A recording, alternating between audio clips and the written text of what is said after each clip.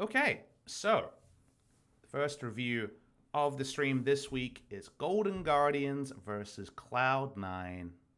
You guys know from that pasty white background, bright as can be, that we're starting off with our first review. For a little bit of something different, I wanted to open up with a bit of discussion about kind of the champions we're seeing. I know everyone has differing opinions. I'm probably going to have to move this one a little bit because I can see that my good old webcam is in an awkward spot. So we'll do this for this portion of the stream, and that might require more of a zoom in. Let's try that. Do, do, do, do. Zoom. So, talking about the champions we're seeing a lot of is pretty interesting. I've opened up all the major regions, so LCS, LCK, LEC, LPL, in terms of champion priority, and just some of the trends that I'm seeing. I think one of the most important trends that we're seeing in the LCK that some regions are picking up and some aren't is Sejuani. I think Sejuani priority is getting higher and higher across regions. In Korea, we've had an insane amount of Sejuani. If you notice, Sejuani's 100% presence already. Like 100%, which I definitely wasn't expecting pre day one. But it's also the fact that Sejuani priority is actually even more prominent than 100% pick ban because it's 100% pick ban and it's first picked very reliably. Watching other regions, you weren't seeing the same level of Sejuani priority. It's still picked a lot. It's so weird to say because you go and click all these buttons. LCS, it's the top. LEC, it's the top. But the reason why I bring it up is the presence is 70%. And the amount of bans, it's 7 picks, 7 bans, 5 picks, 2 bans. Again, 70% it's picked or banned compared to 100% picked, banned, and first picked, which is what we're seeing in Korea. And I think people are quick to you'd be too quick to go to the first time. If you're like, okay, why is a champion always seen in Korea and then not play in other regions? Because Korea's slow. And there's definitely a kernel of truth there on that. But I think the reason why Sejuani is seen so much is because she is almost Silas levels of influencing pick ban right now. And when we talk about Silas, who, as you would imagine, is all over the mid lane and top lane champion pool, you know that the pick ban annoyance of, oh crap, they first pick Silas, where's this champion going? And what can we draft against it, both in terms of lane and not to give away too high valuable ultimates, is just the thing that makes Silas so annoying to deal with. So how does that map to Sejuani? Because she's almost always a jungler. Now, should be noted, has been played in the top lane by Wonder. A lot of LCK players, top laners especially, are practicing Ignite Teleport top lane in solo queue. So that seems to suggest I'm talking about the flex pick nature of Sejuani. Sejuani support's being played at international events. Also in the LCK, we had that game that tilted me when Kingzone played Zillion Sejuani bot lane, and I almost lost my mind when they lost to Jin with that strategy last year. Rest in peace, Praying Gorilla. But the reason why I talk about it is because if Sejuani is first picked, suddenly melee solo laners are insanely high priority. We see so much of Sejuani Camille. Sejuani Camille Fiora was played at one point. Even Jace and a shapeshifter becomes very powerful. So the thing that annoys you about first pick Sejuani is that it's hard to pull off the Sejuani hard counter picks, and Korean teams haven't been willing to play Trundle, and I think we're close to Trundle returning. I think I could see Peanut playing Trundle against Sejuani this week, for example. But we haven't seen Trundle. Korean teams are scared of playing Kayn, and Kayn comps don't always work against Sejuani. LPL, we did see IG lose on Ning's Kayn against Sejuani. So already, like some of the actual let's punish Sejuani picks aren't working. I think Zach will loom as a potential replacement answer to it in future patches, especially when he gets buffed on 5.12. 9.12, I should say. 5.12. 9.12. But the melee carries that are getting through laning phase more and more and are just so over the top when Sejuani ganks and has 3 forms of CC instantly with hook shot into instantly stacked up with auto attack reset, permafrost, and usually ult from both of them as well.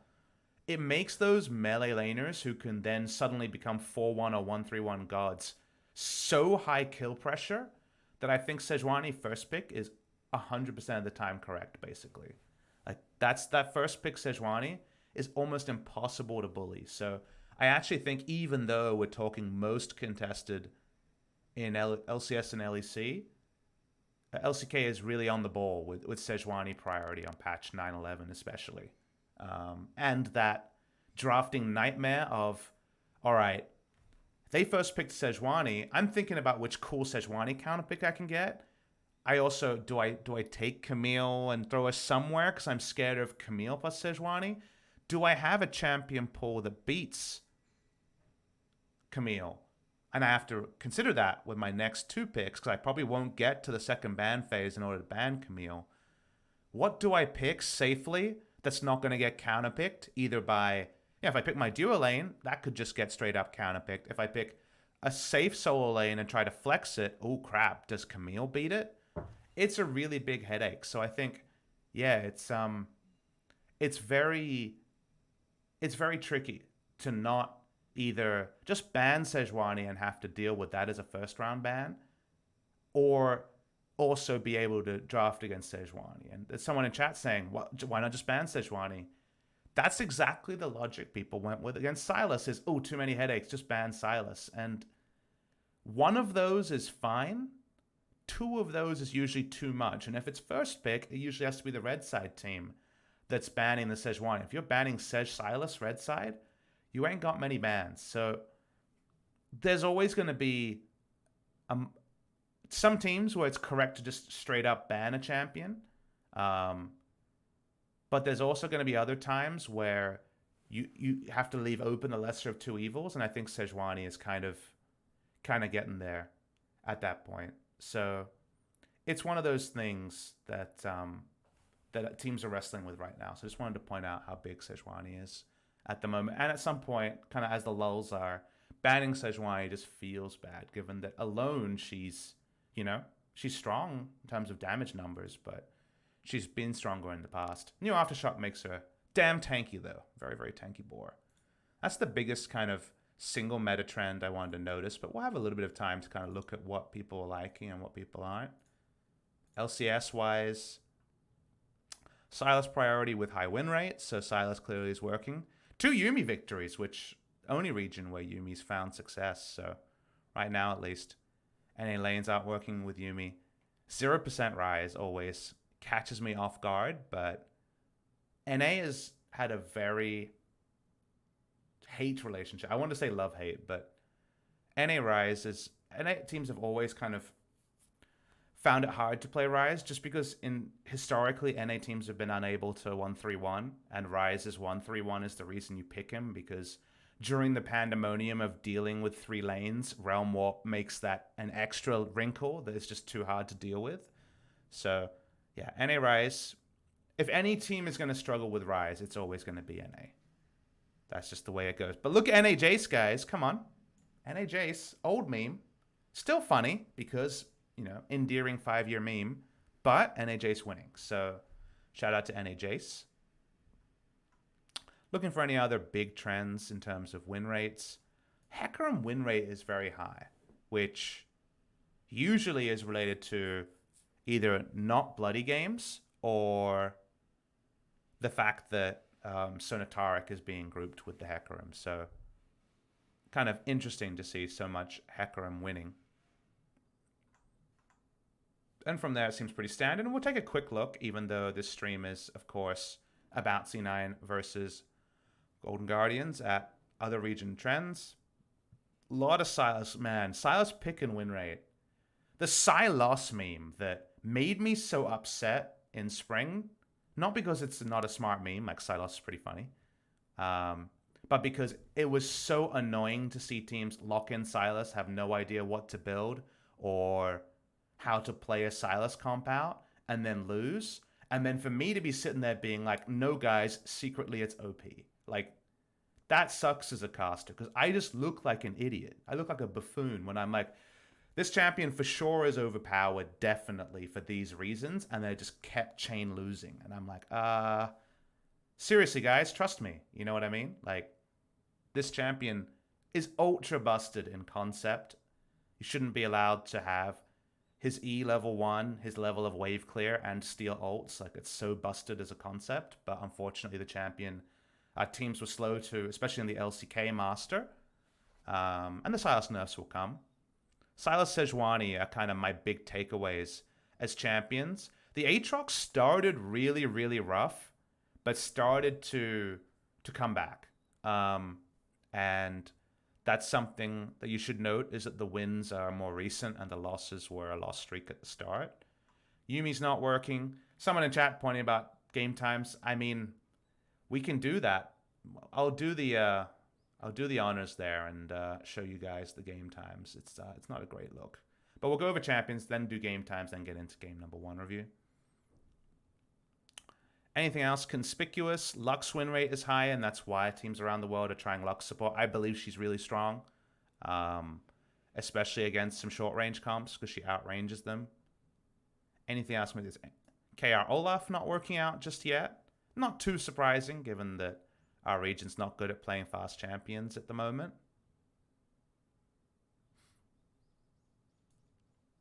Nico win rate's lower than I would have thought. I feel like Nico's really, really powerful right now, but I guess teams are trying to integrate her. She's kind of a newer pick. And then from there, Rek'Sai. With the Skarners coming out, Rek'Sai is losing to Skarner, and that's starting to tank her win rate. But isn't it crazy some champions have a 40-minute average game time? Like, Xayah's been played 9 games, and when it's a Xayah game, it's 40 minutes. Where's Sivir at? What's Sivir's average game time? Wow. Xayah's average game time, longer than a Sivir average game time. That's pretty insane in the LCK. LEC-wise, a lot of 50% win rates. We already talked about the Yuumi not performing. In general, you guys are going to be seeing a lot of Xayah. The Elise one is really interesting, but I think it plays into the shorter game timings more. A lot of 80 solo laners, Aurelia, Aatrox, Jace, among the highest present solo laners, 3 of the top 5. And so Elise priority has gone up, and it's a big favorite of Jankos, so understandable there.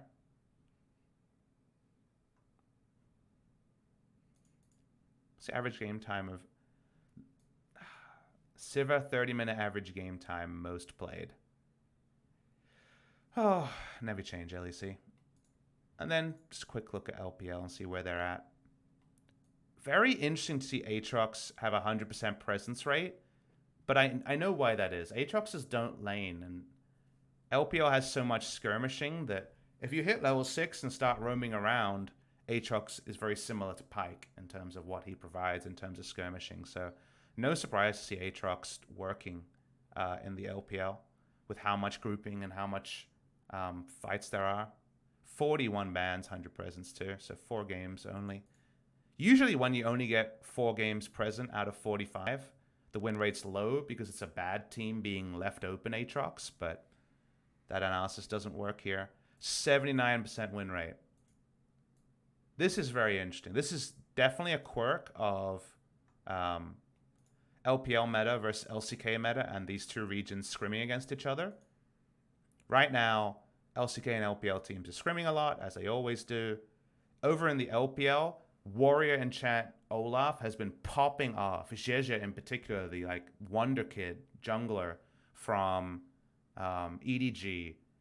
He's just getting in there. And if you go Warrior Olaf, fuck me, you just murder people in early ganks. Like when you have a Warrior Enchant and you're like level 7, people just die. It's insane how much power Olaf has in the early game when you go Warrior Enchant. But if you slowly build Warrior Enchant while you're farming passively and then show up with Warrior Enchant and then, I don't know, like a Kindle Gem or Warrior Enchant and working towards your Black Cleaver, Olaf's not great. If you don't have tempo, Olaf's not great. So definitely a quirk of the leagues here. With the pace that the games are being played at, you would assume Olaf would perform well in LPL and LEC, and right now not in LCK at all. Yeah, the Olaf one there is very, very clearly a regional quirk. Need this 29-minute average game time to make Olaf work. Even at 33 minutes. They're getting 33-minute creamed in LCK because they missed their window. And they're getting 29-minute victories because they're abusing their window in the LPL. What's the Sejuani contest rate in this region?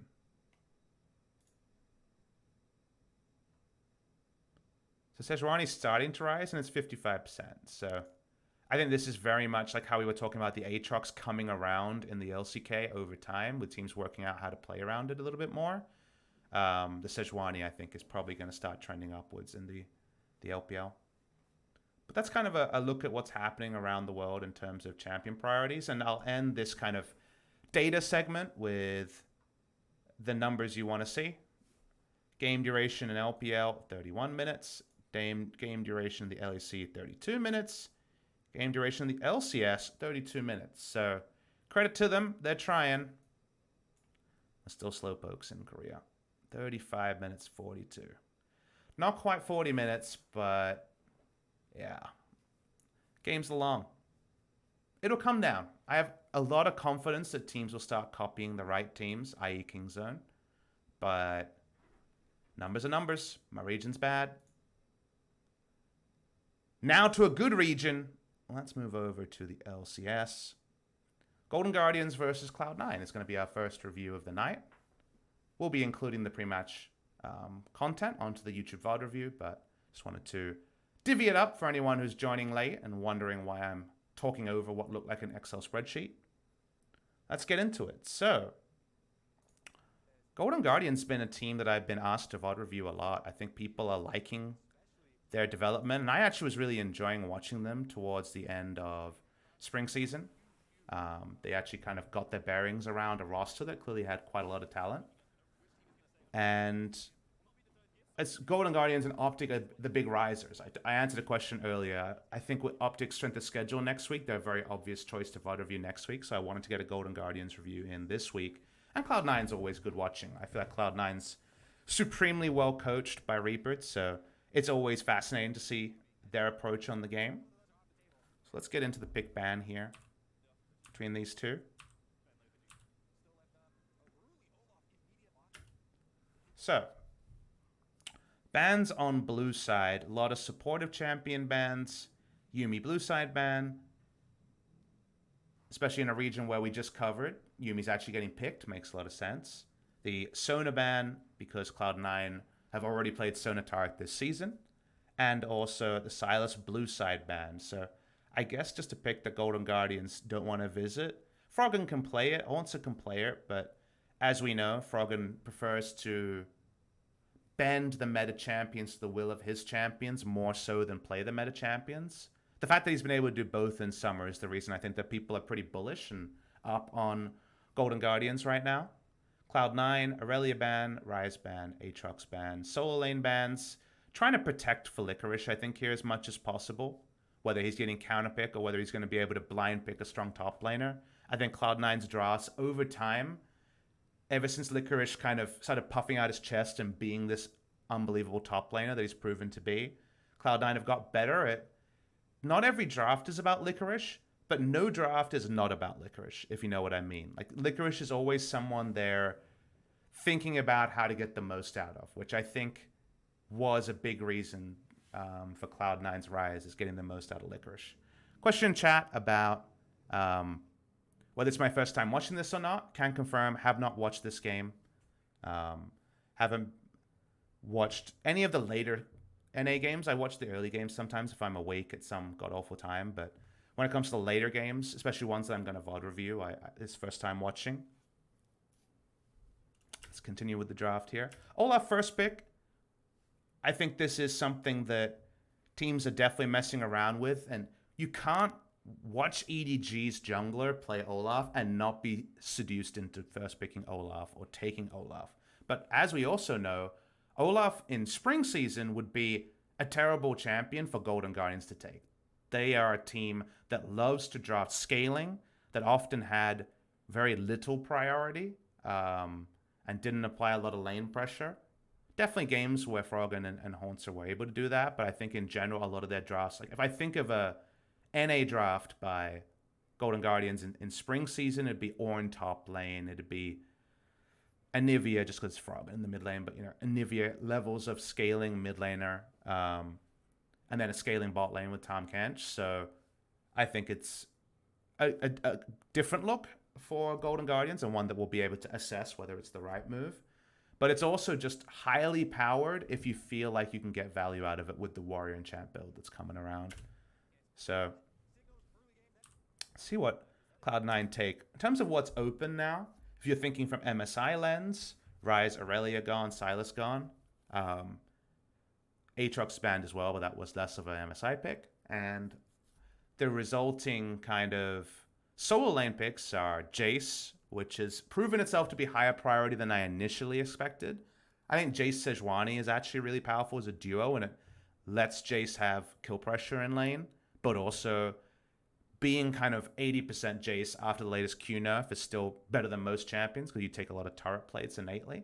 So if I'm in the LCK, I'm definitely feeling like Jace Sejuani as the red side first round draft here.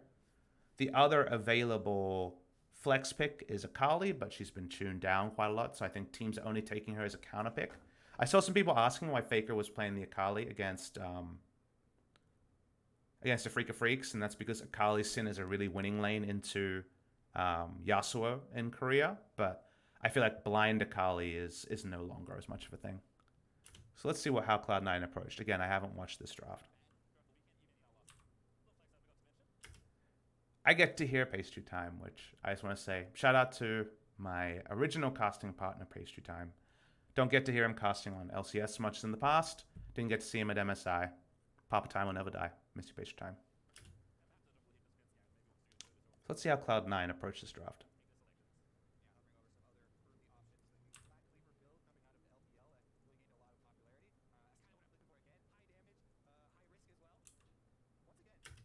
So it ends up being Nico and Xayah. I think Xayah Rakan, I've gone on record talking a lot about the fact that Xayah Rakan as a duo lane right now is super high priority. You don't lose anything from it. Only certain combinations of champion beat it, and it requires the answer to come in the first round.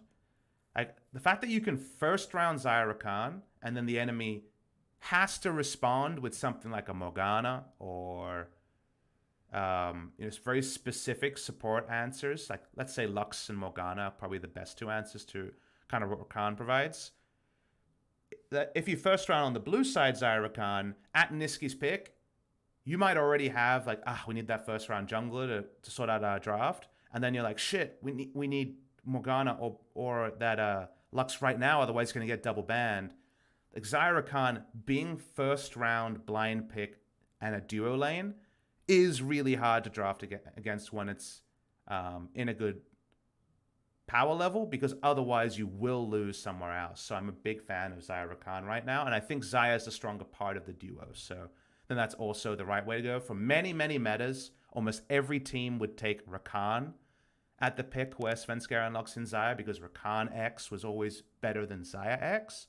Right now, with Essence Reaver and Xayah's power level as a twofer, Xayah X is by far more stronger.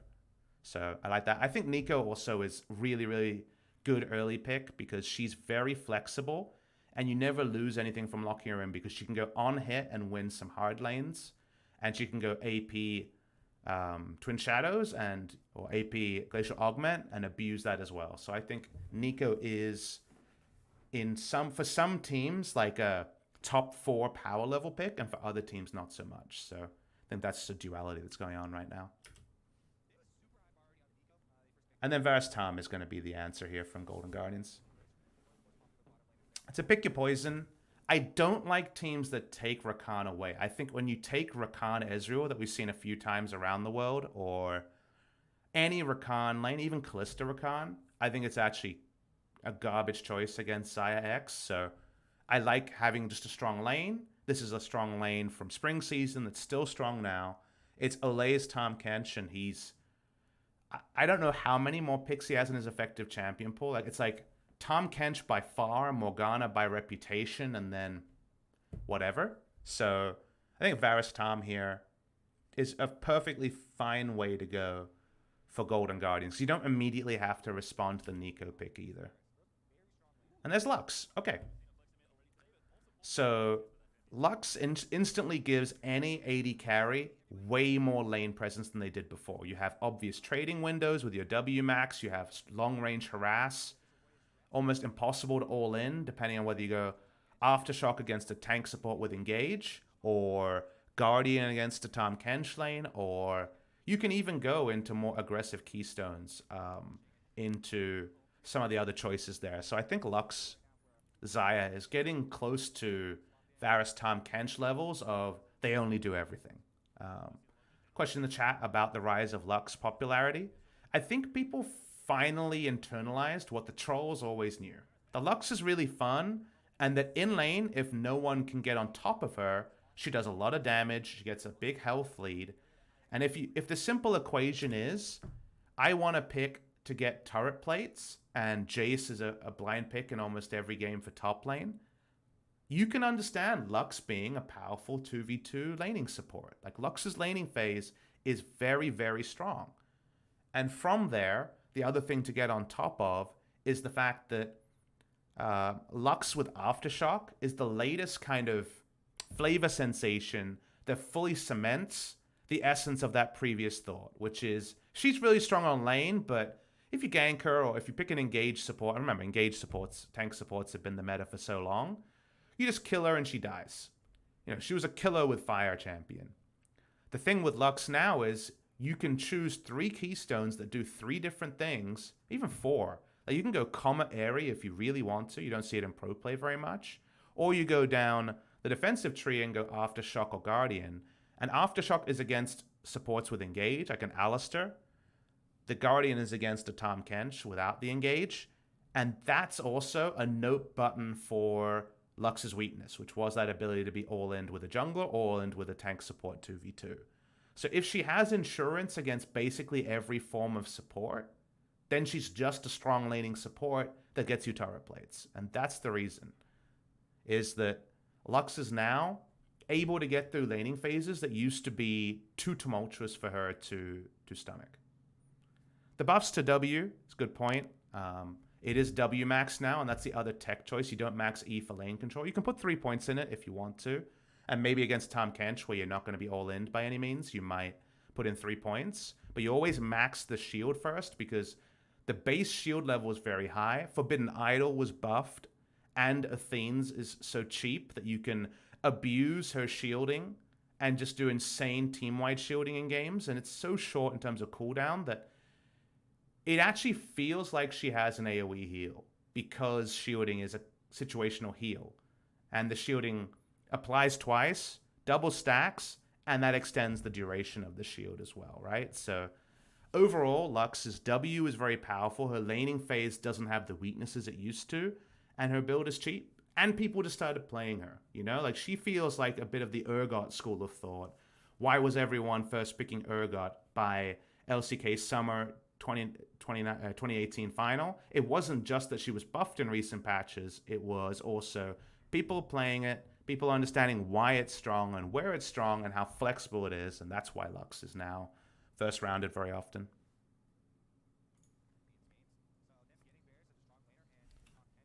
So second round bans we didn't talk about here, between the two teams. The final bans on the flex champions. Cloud9 really want to know their lane assignments, is what they do in this particular scenario. And they are flexing Lux, it should be mentioned. We don't talk about that in the LCK, but I guess for other regions, we should talk that Lux is a flex, and NA played mid lane Lux quite a bit in spring season. I don't use that analysis anymore in Korea, because we haven't seen the mid lane Lux, but she is definitely situationally a pretty strong mid laner. A Froggen special. And Froggen's blind picking here. Like Nico's either mid or top.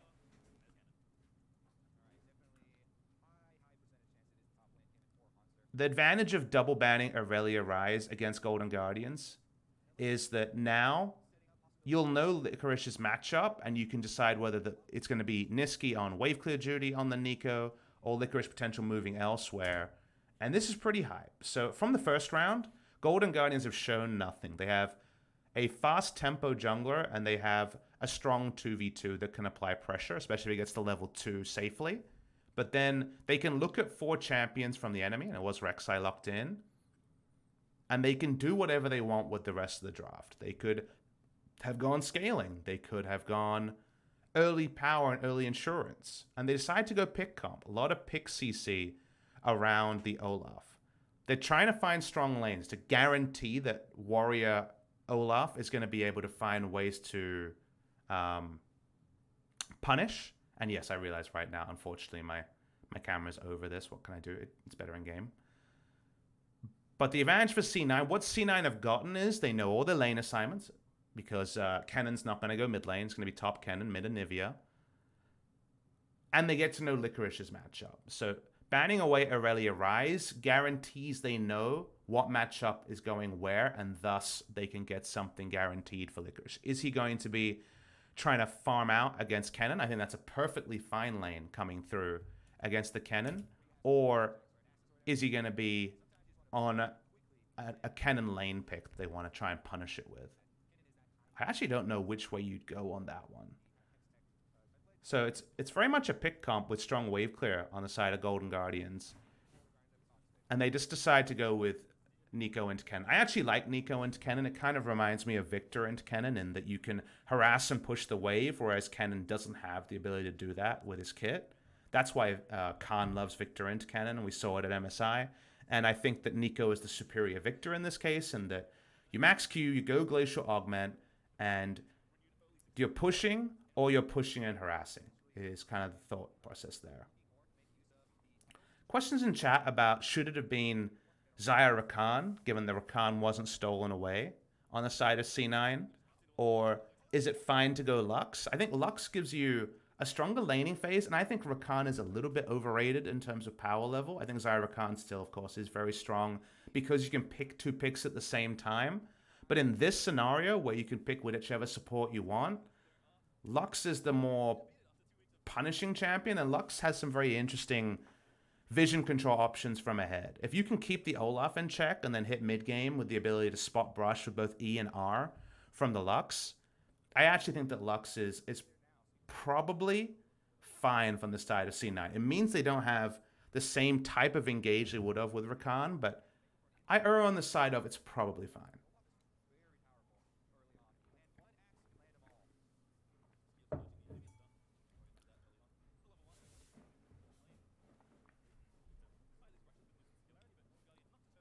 A lot of questions further about the Rakan, whether it could have been a last pick Rakan and gone with Lux mid lane. Let's talk about this invade first.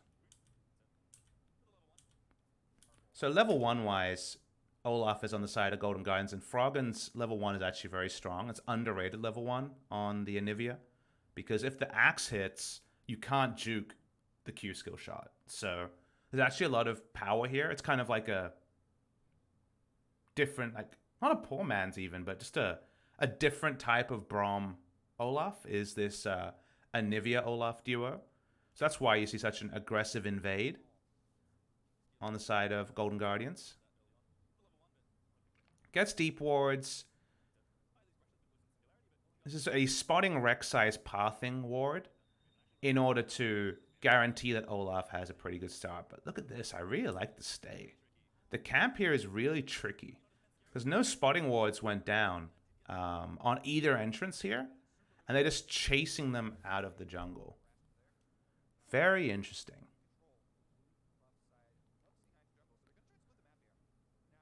So this is Golden Guardians saying, we definitely want to split the map as hard as possible. And the advantage for them here is it guarantees the level 2 for Varus Tahm Kench. It's very hard to get a level 2 advantage over Xayah Lux. And it's not something that's talked about that much, but there's some bot lanes that really, really hinge on who hits level 2 first.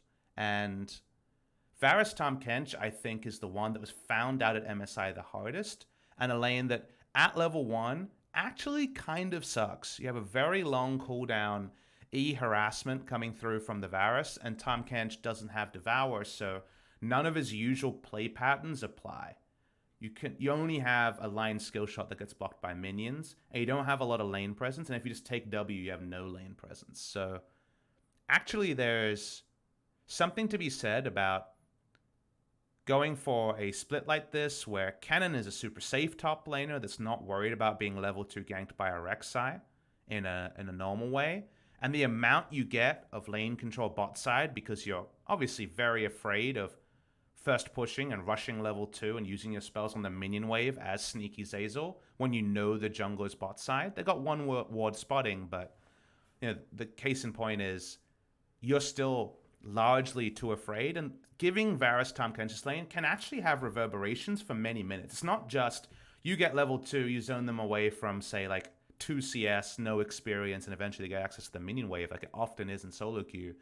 Little things like lane control in a matchup like this, and where the lane positioning will be, whether you can keep the lane frozen on a certain side because you got level 2 first and thus could ultra last hit and things like that, actually have bigger implications than you might expect at the pro level. So I actually don't mind the vertical jungling here, and it makes Olaf less predictable, which I think is fine from a Golden Guardian's perspective.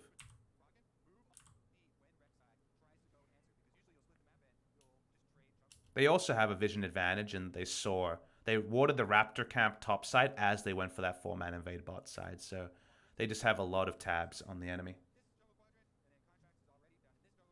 Power farm, power farm, power farm. Why does Varus have Comet? Well, I haven't seen how this game goes out, but if you see Corrupting Potion Comet Varus, it is lane control Varus. This is going to be almost certainly a Serrated Dirks, maybe even a Manamune, and it's for pushing. It gives them actually some very strong siege, and it's a funny thing to bring up, this Lethality Varus, because Lethality Varus is one of the most long-term counterpicks to Azir. One of the old counterpicks to Azir during the first OP Azir phase was Lethality Varus, because you outranged a champion who outranged almost every control mage in mid, and then Lethality Varus off-screen poked out the Azir who couldn't really fit armor into the build. To me, the two champions that kind of I remember as always answering Azir in the past were Varus, Seraph, and they're very, very similar in how they approach the lane. Off-screen, they're very, very strong at harassing. Shout out to Gold02. I just looked in the chat, and you also caught the Xerath there. Varus, Seraph were the two answers to Azir in lane. And while you might say, okay, but it's bot lane, you're against a bot lane that we just said the Lux support's coming back in to win lane, and you change your Varus from definitely going to lose 2v2 against Xayah Lux in most scenarios to actually able to poke Lux and Xayah from off screen with Qmax build, which we will see from Deathly, you would assume, this game. And also the fun kind of extra wrinkle is that how does a game usually go? Well, we have vertical jungling. We're going for the win lane Varus choice.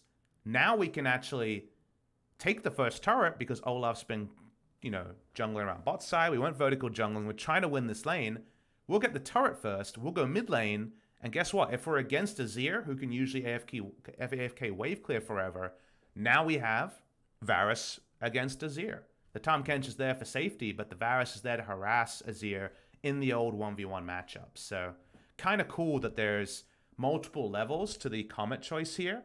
Now, the kind of trade-off is that you don't have a consistent damage carry as the game goes on, but there's ways to play around that. And we'll see if Golden Guardians are able to do that.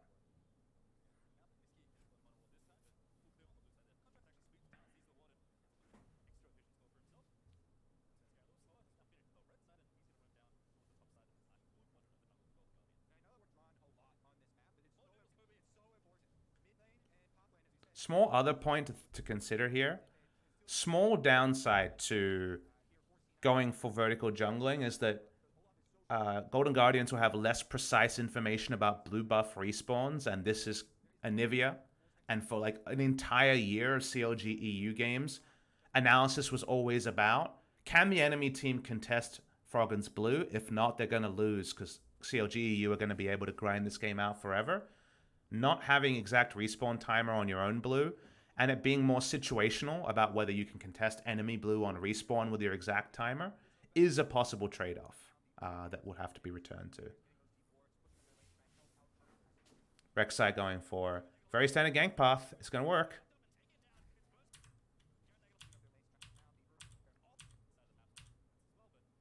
So where was the trinket ward used?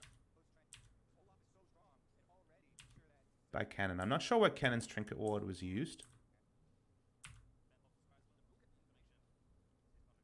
It's really harsh here because it is a very cookie cutter gank to be ganked over the wall there. I always call it the Shaco gank because I used to play a lot of Shaco and he used to be the only champion that could gank over terrain like this, have a gap closer that gave you the ability to jump over the wall. But Kennen's ward being cleared, which must have happened before we rewinded to, means it's so hard for Olaf to walk up and ward from there. And Olaf's already changed to sweeper, you'll notice. So unfortunately, this is the minion wave spot. You see the minion wave spot on the minimap here, right?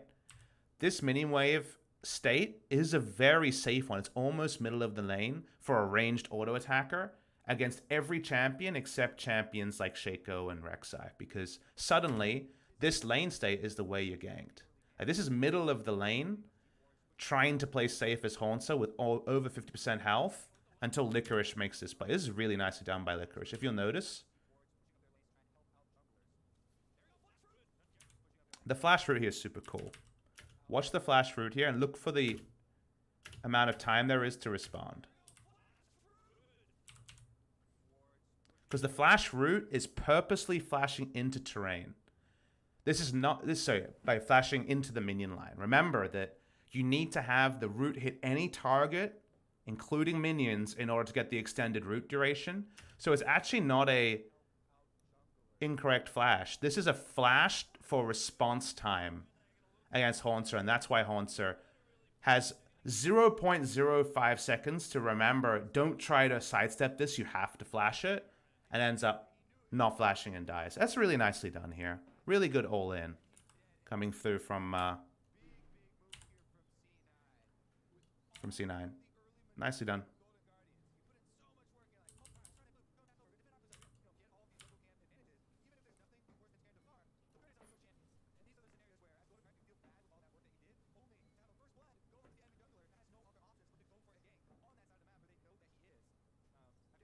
Priority bot lane, like we mentioned, because this is the Comet Varus that we didn't see coming in Champ Select, because Comet Varus is such a sometimes food. Nico just basically beats Kennen. Yeah, we talked about that. Has priority on her because she's able to harass. But the all-in there is just nicely done from that ability. It's pretty stupid to have the ability like Nico's snare. I think when they made it any character pass-through gives it the full duration, they either had to revert some of that and make it like 2 characters, or they had to nerf the duration of the snare. Because I think that level of snare with such a kind of now easy conditional to hit is actually unfortunate.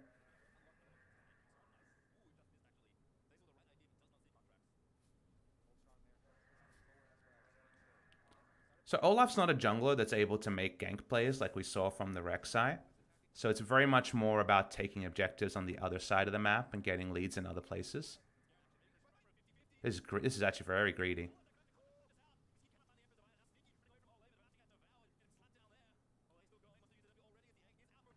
Ole's all-in is pretty hyped, though. Pretty hype all-in. No teleports on the top side. Oh, Ole is so good! Because first of all, he knows how much damage he does. When does the brawl start between Ole and Sneaky? I want to see when the last bit of damage from Deathly comes in. It comes in here. If you notice, Sneaky's at 400 health. Sneaky's at 400 health. The fight's happening on two sides. You know, C9 trying to deal with Golden Guardians staying so greedily to finish the Mountain Drake. And then if you watch on the back end, Ole knows his damage ranges so well. And look, he's able to brawl down, never uses the Grey Health. And honestly, you're really wanting to hold on to Grey Health now because the amount of healing is more. So you just never want to use the shield because you want to stay in lane, right? So you can understand that. But you return to there, and then he even knows, he's so confident in his ability to walk up again. And that's not with kind of any of the runes that really highly prioritize extended fights like Conqueror and Triumph and things like that. You don't take that as support, Tom Kench. That's just knowing your own tankiness level. So really nicely done by Ole on this play to make it a 2-for-1 for Golden Guardians. He turned a greedy overstay that should have been a kill and a couple of flashes for the Mountain Drake, which is kind of a even trade given that Mountain Drake only works when you're ahead, and turned it into just an overall gold trade up from Golden Guardians. Ole is such a beast. All these autos, baby. I wonder if he's using, if he's clicking on Sneaky every time, or if he has the champion only attack button on. And then Niski just, yeah. Niski sees something that's not there. I think that's more of an Ole good play than Niski misplay. Like, yes, in hindsight, he died from full health, and there was a lot of members of Golden Guardians together, but it's easy to get baited.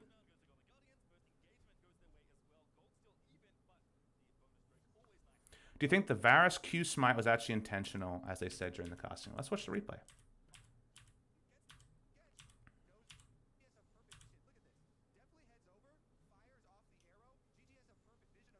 No, I don't. I think it was an E-Smite coming through from contracts. Because E-Smite is around the 700 range they're in. Because right now, if you ask me how much burst Olaf has at level 5, his Smite does what? Like 550 at this time? And his true damage swing does like 130 damage. So he has about 700 range. That's probably about 640 to 680 if we're going to be like really particular about it. So I don't think this is like bursted down at 1700 with Feast and Smite call from Deathly and contracts. But I can understand how that was seen by Kobe. Like it's one of those things where I think it's always fine to falsely or over attribute kind of a team intentionality in pro play, because it's the thing you want to do is build up a team more so than build down a team. I think you have to be really sure when a team makes a mistake, and if you're unsure towards giving the benefit of the doubt, giving the top 0.01% the benefit of the doubt at that level is fine. But in that case, I wouldn't personally have made that call, but I think it's fine. Smite is 480 at level 5. So yeah, his range would have been more around like 620 damage, I believe, at this point. So that is that's something to keep in mind.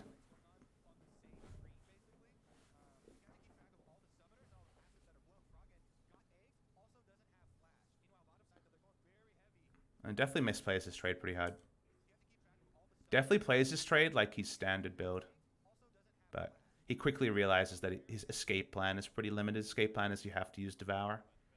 That's the trade you make as on hit Varus. You don't have lifesteal. You don't have the same synergies in your kit.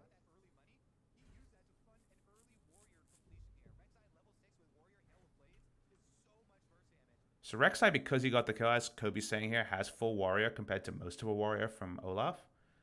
Just so you guys are aware, this is the flavor of the month build on Olaf. It was in solo queue pretty extensively.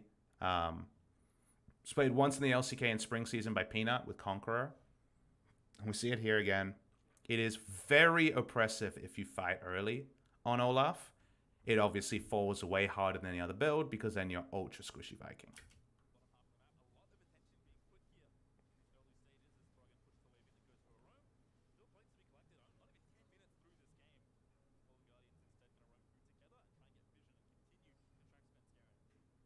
I like to see Golden Guardians be so happy to leave lane and try to find things. This Varus build is about burst damage, so especially in the early game when we don't even have Ninja Tubbies completed, if you have your jungler come in and help you shove, very hard to contest vision against on-hit Varus, against lethality Varus and also Olaf leaving lane. So topside priority to C9. They left their options open to allow Licorice a good lane and ended up being the Nico. If you're wondering about the Anivia versus Azir matchup, it's a pretty big winning matchup for Azir until level 6, and then Anivia can just non-interact her way through it. Do things like this. And when we're talking about Froggen's Anivia, like it's obviously the creme de la creme of Anivia.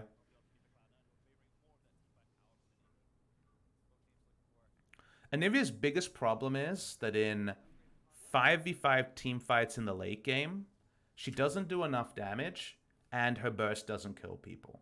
In the early to mid game, until a few items come in, like Anivia does pretty insane base damage and, her first initial spikes get her a lot of damage. And she does control space in fights with the wall, but when she starts not being able to half health people with her full rotation, she falls off really quickly because around the time when all of her mana items are synergizing with each other, attack speed, attack damage, crit makes 80 carries the most important champions on the Rift, and she kind of struggles to have a true identity. She doesn't burst people. Her consistent damage isn't that high. Like it's noticeable, but it's not that high, especially on front lines. She's not very maneuverable, so where she opens her Glacial Storm in a team fight, the fight can disengage from that area very quickly.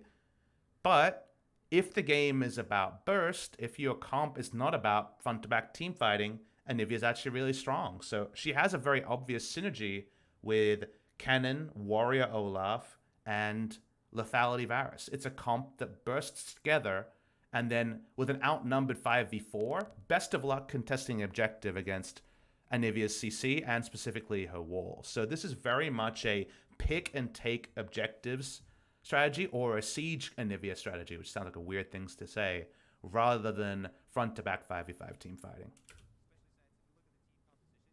The Azir pick, I think, is fine. If people are wondering about that, you win lane hard against it. He's not dead just yet. He's always going to die here. How'd this start?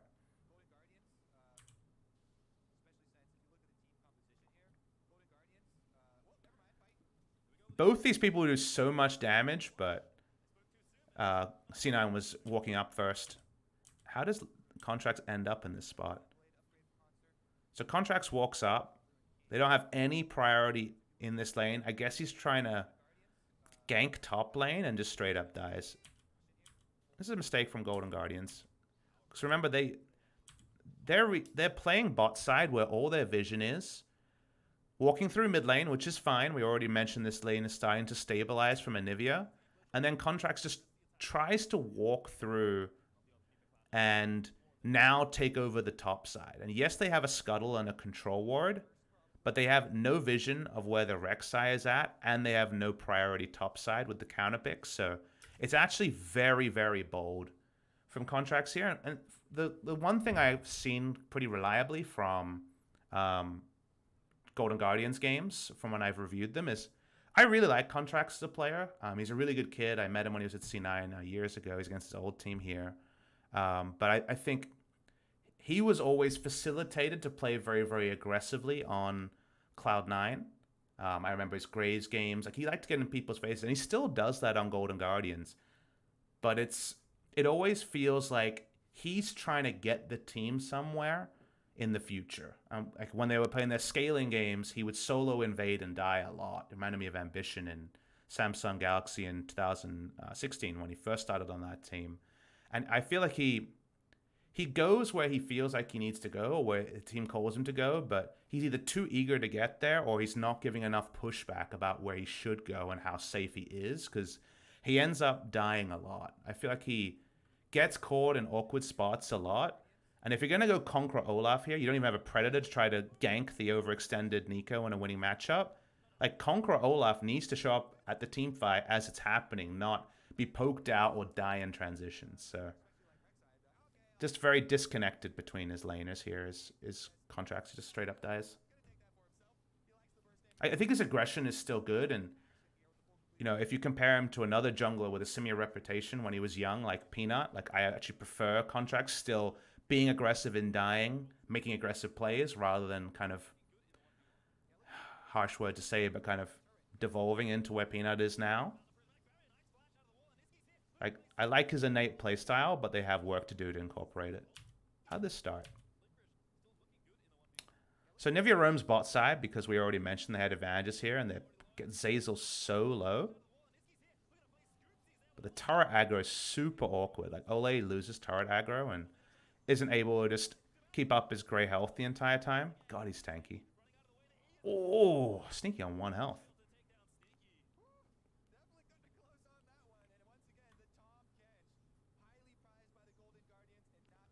I just want Peanut to go back to being Peanut, man.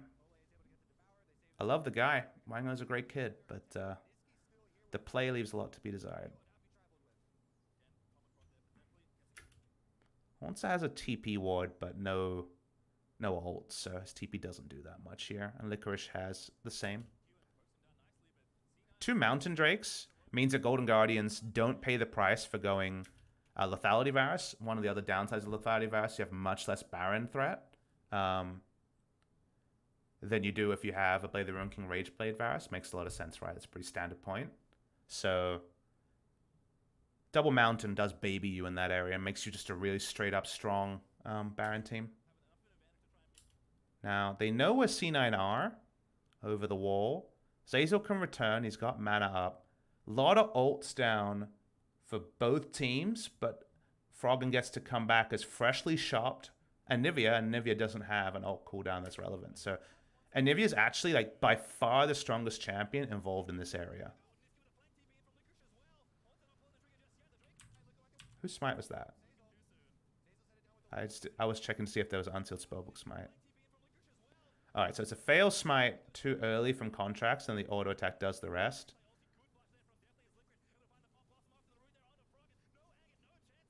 Good punish. Let's watch the punish from C9. I was focused on... It's the second time in a row that Golden Guardians have been caught in a spot like this. At their comp, whenever you have Lethality Varus and Anivia, you really need to know what everyone's up to. That's what that comp excels at. It's, we're barreling down, I see your turret, both of our flanks are warded, we're ready to go. That's not the case that happens here, and Licorice's ult is way closer to coming back than Haunce's is. So it's the greed for these Drakes that's forced them into really awkward spots. Like we never see Deathly behind a front line, we always see Contracts running away. Anivia's not playing simple team fights where she can peel and take advantage of people. And that's a nice snipe coming through from Zazel, actually. Good cleanup, and it's this time the Mountain Drake's definitely not worth. We talked about how the first one may be worth, second one definitely not worth.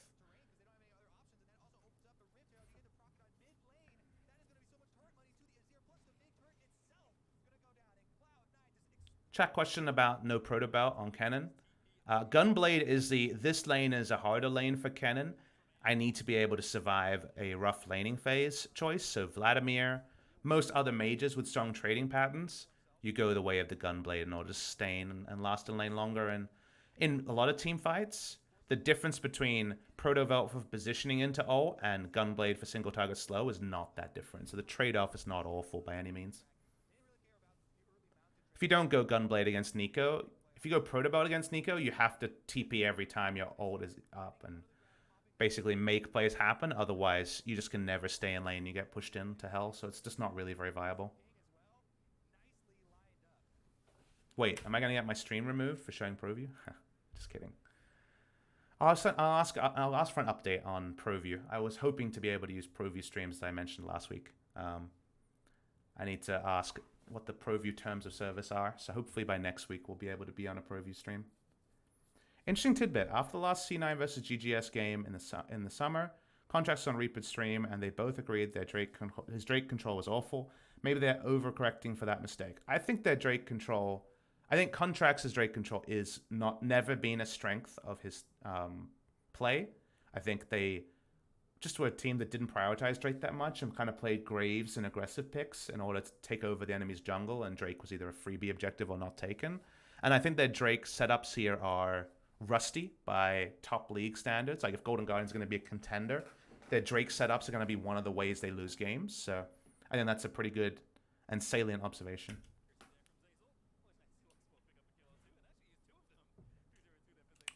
So there's comments about if you provide your own commentary content, you can stream ProView. I know that's what Locodoco was told, and it's what I was told as the spirit, but the advice I was given was wait until there are official terms of service for ProView that outline what that means, i.e. how much POV stream you can use and how much mainstream you can use and the language around it. It's going to be tweaked to allow VOD reviews, so I will be allowed to do content around ProView. But before that, it's that gray area where if the wrong content ID claim comes in now, you are in violation because there aren't those terms verbally agreed to. So in the short term, it means we get reviews without ProView for a little bit, but don't worry, guys. They're coming, and I have a great dialogue with Riot about it. So I'm not worried. I just want to explain why, for now, I'm not using ProView.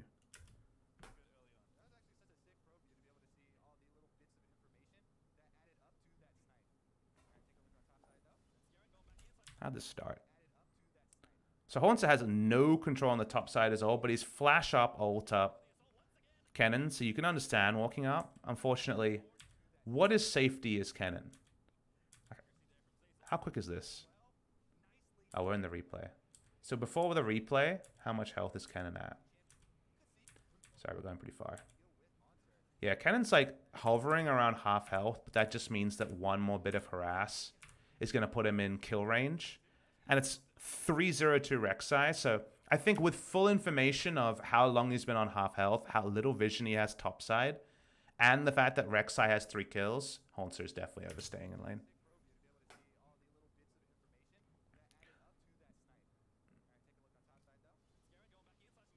Question is, why not stay under turret? It's because he's afraid of 2 people coming topside, which we know is impossible.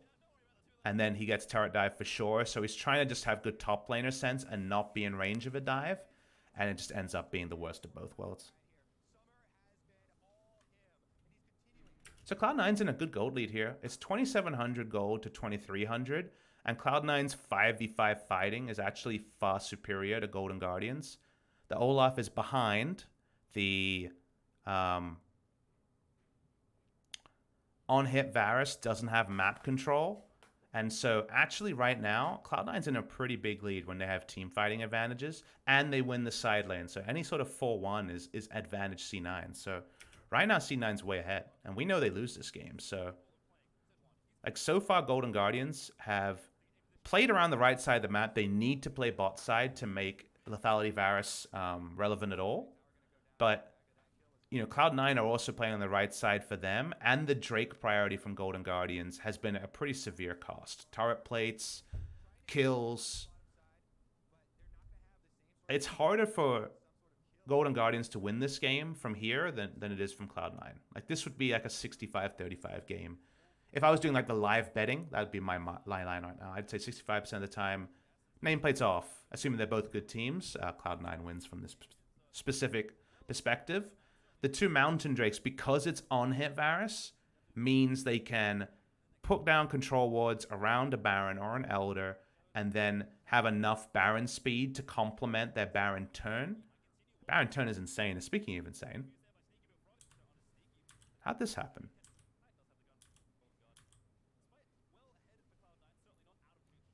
So Anivia's just going to pick up a minion wave on their strong side. And Xayah, for sure, is 1 wave short at this point. This is a ghost. Look at this. This is a really cool play. So Froggen's cycling, but he also sees Xayah on a ward. And the moment he sees Xayah walking down mindlessly, he ghosts. And he doesn't have teleport up. So this is just for a kill. I don't know if the casters caught this, but here's the point where Froggen saw a kill. That's the map state where Froggen saw the kill. So Froggen sees the kill when he's right next to his red buff and Xayah walks over the ward walking to lane. That is some veteran spotting right there from Froggen. Like, Froggen knows damage ranges and things like that on Anivia that I'll never see. But, you know, he's only at mana item, Doran's Ring, 2-stack Rod of Ages. And he starts his Ghost now. So he's not cycling Ghost just because he has Teleport up, like I first assumed. He's actually Ghosting to kill him.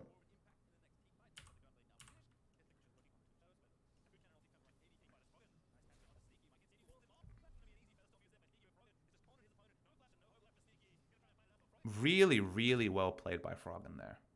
That's a Froggen Anivia moment. Papa's 200 IQ in the chat for sure. Really, really nicely played. Because he gets something out of nothing.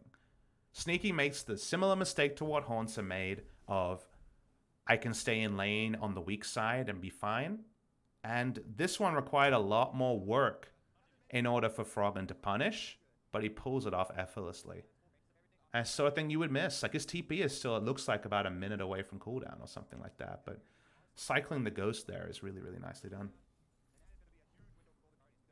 This is what Golden Guardians want. They want Victor, sorry, I always think of the V champions saying Varus mid lane with 2 serrated Dirk items trying to push down, and they want to break the mid lane turret and make the game around Baron. Now, easier said than done.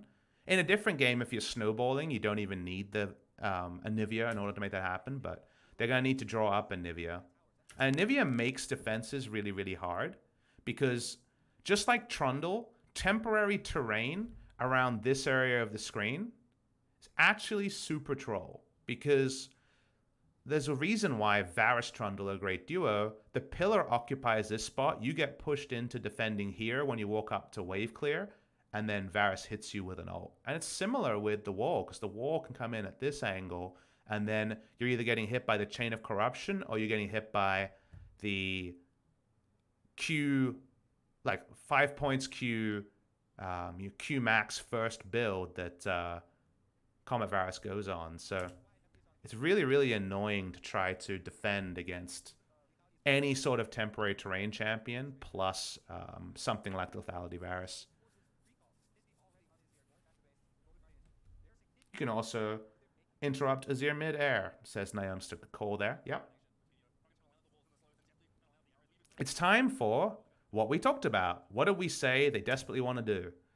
Golden Guardians desperately want to group with Varus in the mid lane and control wards on both sides and push. And even from 2k, 3k gold down, that's just super effective because there's so few champions that can punish the sheer range of the Varus Oppressive Siege, and they got Double Mountain to do it fast. They don't even need multiple minion waves. But Golden Guardians, once again, going to move out from mid lane. They're a little bit seduced by the Drake spawning soon. And they're going to lose the value of these control wards. So good re-entrance from Cloud9 until now. So let's slow it down. How does this all happen? So Golden Guardians are a slow team. They're a very, very slow team trying to disengage. So Twin Shadows build is actually really powerful against them. But with a control ward here and Zeyzal walking in first, Zeyzal walks in as if he's Braum as Lux.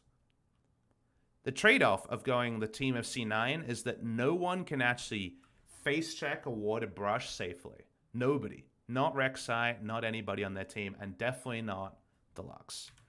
So it's very hard. That's the frustration of moving towards things like a Guardian Lux and the ranged top laners that come, so the ranged supports that come through, the mages, sometimes the enchanters, is that face checking is way harder. We always talk about how getting Baron Vision down from behind with supports like this is really, really hard. You see that here. Zeyzal walks up and dies instantly through a heal.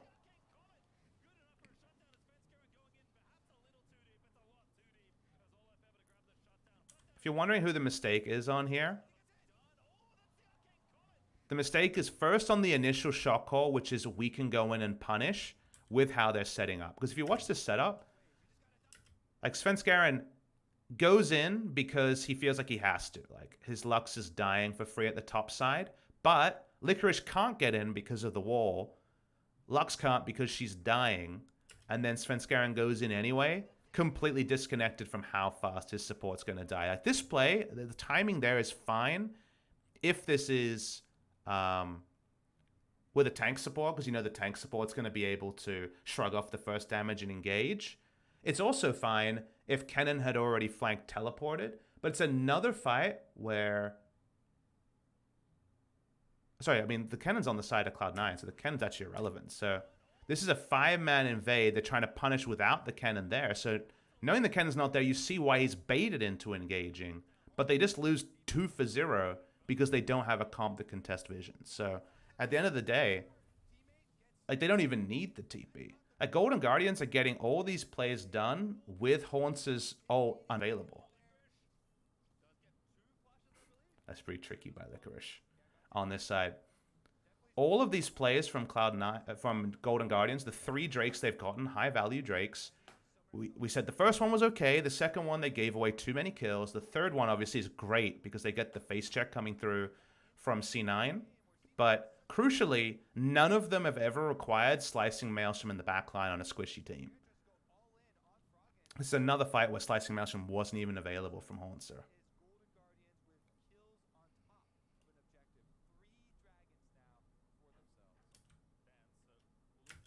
Gold-wise, the leads are traded. Top side lead of 1,000 for bot side lead of 1,300. Makes sense given where the map was separated.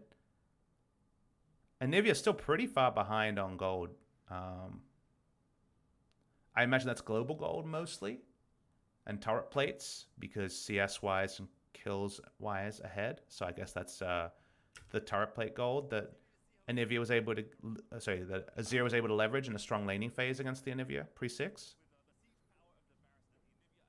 Let's watch the setup here, though, for the mid lane plays, though, because that's what Golden Guardians want to do. Lethality Varus, let me introduce you. The full health bar here is 1,100 health. If you guys are wondering how you know that, the straight line down is the 1,000 health mark. Let's see the damage. 1,000 health. 1, 2, 3, 4, 5, 520 health. So that was a 500, 600 damage line skill shot, if you don't mind, through bone plating. That would have done 800 damage. Bone plating is at least, what, 100 damage reduced around this area? Like, that's insane damage. Lethality Varus against Squishy Lux is a world of pain. And we have the health bar down bottom, so we can see the exact one. So it's exactly 530 damage, which means that that's after bone plating, right? So, yeah. You can see how the mid lane Varus plays is what they want to do. The double Dirks being, what is it, like, I want to say it's like 40 lethality around there. Yeah, it's a huge amount of damage. The W is missing health, as someone in chat mentioned, so it's not even with the W nuke there. Bone plating only works after the initial proc. Good point. Forgot about that. Makes sense. Still, scary. Very scary. But Golden Guardians got that setup they wanted. Look at the mini-map.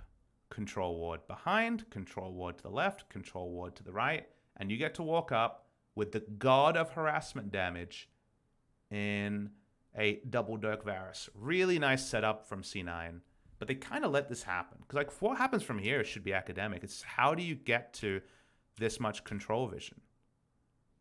They already had the left side control ward. Olaf came later in the piece just to control the right side. Tom Kench puts down that ward as Olaf brings in the minion wave. This is a really good setup, and Haunts are there on the prowl. Really good setup with a Comet Varus in a game like this.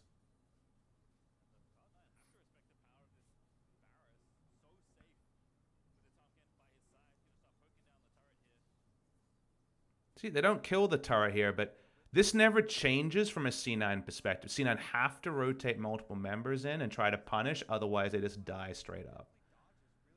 Like, C9 has to bring 5 members just to try to control this minion wave again. But really nice to see an example of exactly the setup you want to see from Golden Guardians. It gets interrupted quickly, so credit to C9 for collapsing and not allowing that to just be an inevitable turret.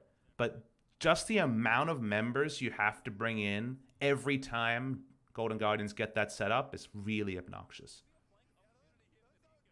So Svenskaren's in the spot that Hylissang was in on the Rakan. I think people are going to be looking for that spot more and more.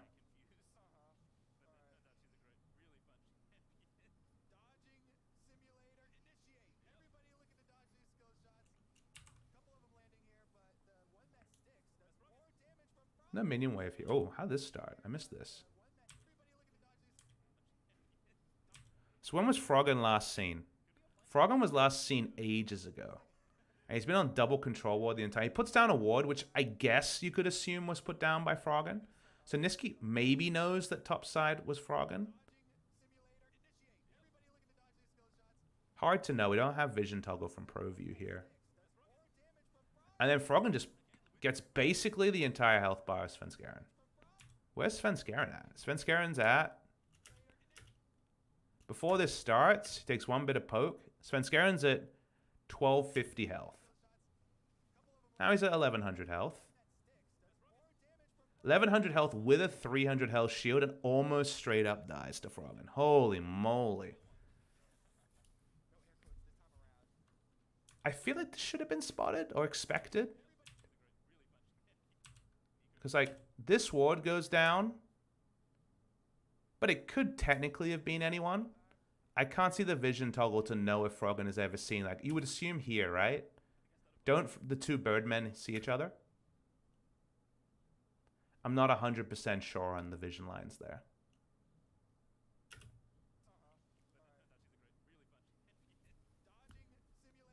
Yeah, they ping him, like you mentioned. So they know he's there, and then they just kind of lose track of that when Froggen just stays in that spot. They know he hasn't grouped because they have a ward on the left. Yeah, it's a bit of a zone out from Svenskeren overall.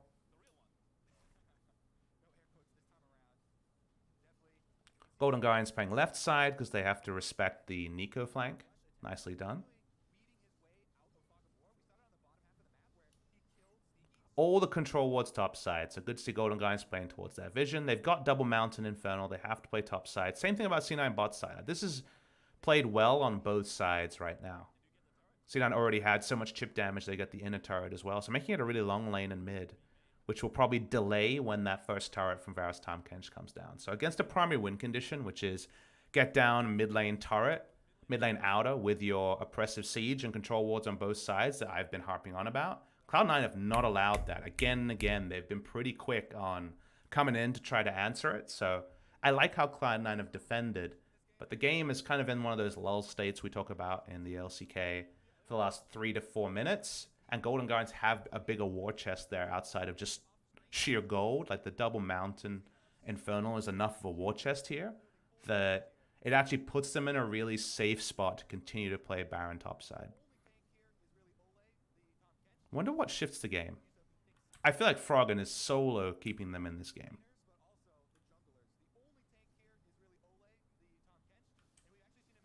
Like, this is so cool. Like, watch this play. So Froggen leaves the minion wave, sees a 0 on a ward, and it's not quite the ghost get a kill, but Froggen is just being Froggen. He knows that Niski is going to want to check the brush to see if there's a control ward there or to see if there's vision there, and then go hit the minion wave. Also, the minion wave is on the Golden Guardian side of the rift, so it makes sense for Azir to path. Like, if you just auto path, it's going to auto path the quickest way towards his minions. And the moment he knows he's walking up, he's like, yep, gonna poke him. It's a lot of, I'm gonna get something big done 6 seconds before plays by Froggen, which on the Anivia, it makes so much sense. Cool stuff.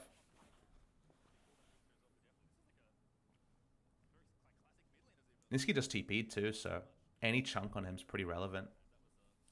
Has to go through all of his corrupting potion stacks.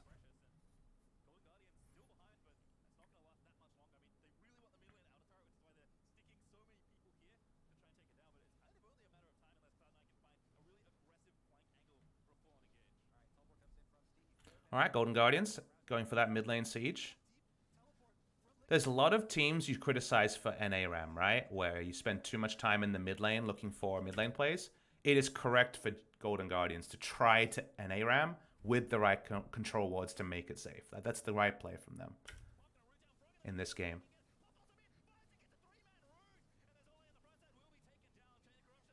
Good punishment by C9. Because it's predictable, it's something you can try to take advantage of. Where was the ward? Really deep ward. This is sick ward from Licorice. That's all I think Licorice can do.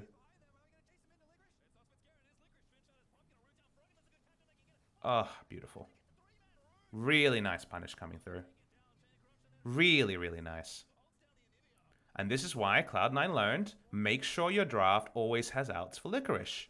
Guy is a god. Alright, so Baron turn is obvious here for C9. Another big move for them.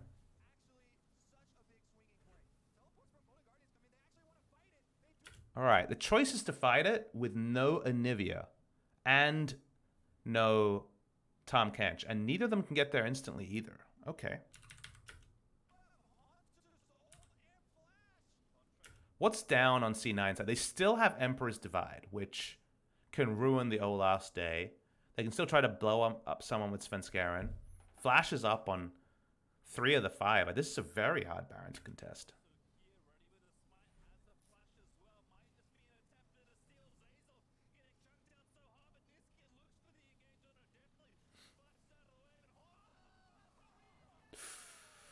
Ah.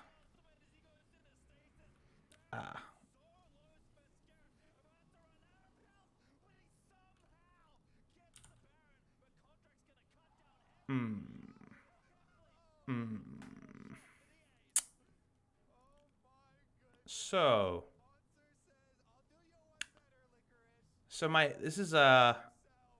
this was yeah. That's a big turning point in the game. We're gonna get a replay of it, I'm sure.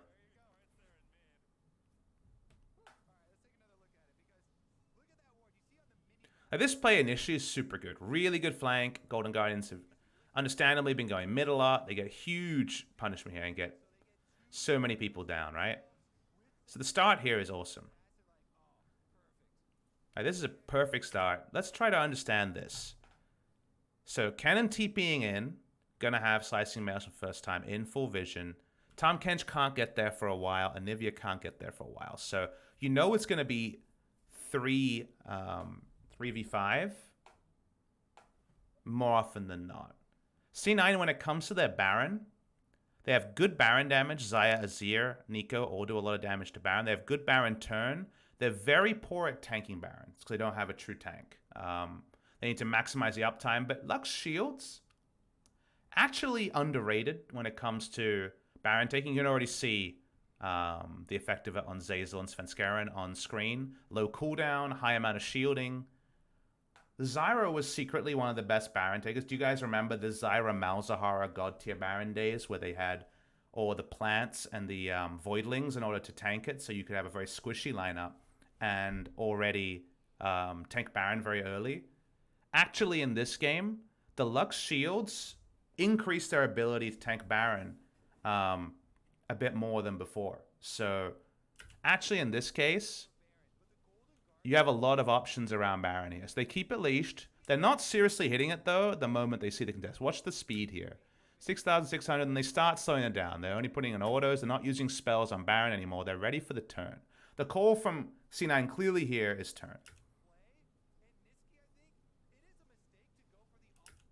So Zeyzal gets chunked out, and at 3,000 health, Niski goes for the all-in onto Deathly. Now, the all-in onto Deathly, like that's the person who you want to kill the most because he can poke and maybe even steal Baron with his Q. But at this point, if you're communicating well, you know that his flash is up.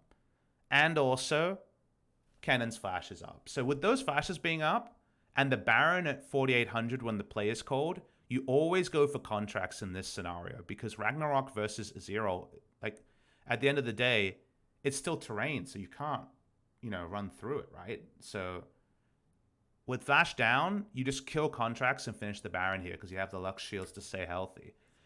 Niski makes the wrong call. He goes all in on Deathly when he could have easily scooped up contracts, killed him, and they would have gotten Baron. And this is when Hauntz's ult is up.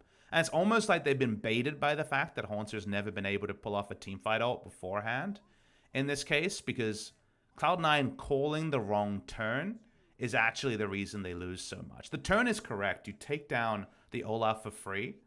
And then the Baron is free. So I think at that point, because the Baron is so high, you make that play. Now, if Baron's at 2,000, you don't scoop Olaf closer to potentially get in smite range. But with Baron at 5,000, when you make the call, you have to go for the Olaf in that scenario, or you just don't use it on, or you just don't engage as Niski. Like, that's the thing. The call is to turn, which I think is the right call if you're turning on the jungler. The call to turn onto the AD carry, or the call to turn on a fight like that, is just straight up the wrong call, in my opinion.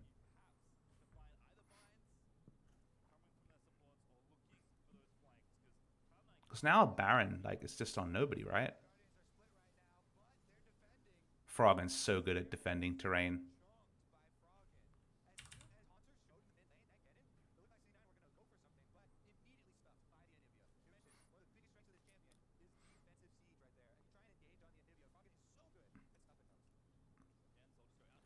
Go back and watch the replay on Sneaky. All right, just for you guys, let's watch what Sneaky did here. I didn't see what Sneaky did. When does it start?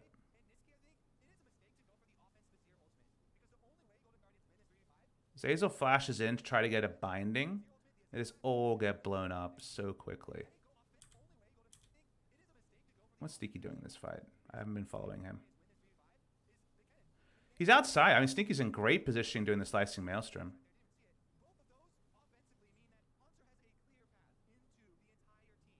I mean, I think Sneaky played that just fine. I don't have any problems with how Sneaky approached the fight in this case. The other thing to talk about is that Olaf can immune the knockback potential portion of this, but obviously still has to path around it after it goes down. So, yeah, I mean, in that case, if you know Olaf ult is up and the fact that he can immune the knockback, then you just try to use the terrain to keep Olaf further out with Flash then. I think it just the play has to be about Olaf, and Niski makes the play about Varus, and that's why. Then I think, like, at this point, what I would consider with incomplete information is Azir ult out the Olaf. He would have to walk, if you just Azir ult in a line here, then he has to walk all the way around. Like, Azir can't walk through the Azir. Olaf can't walk through the Azir ult, as we know. If you look for an Azir sec play and you think Olaf's ult is down, absolutely you want to kill him.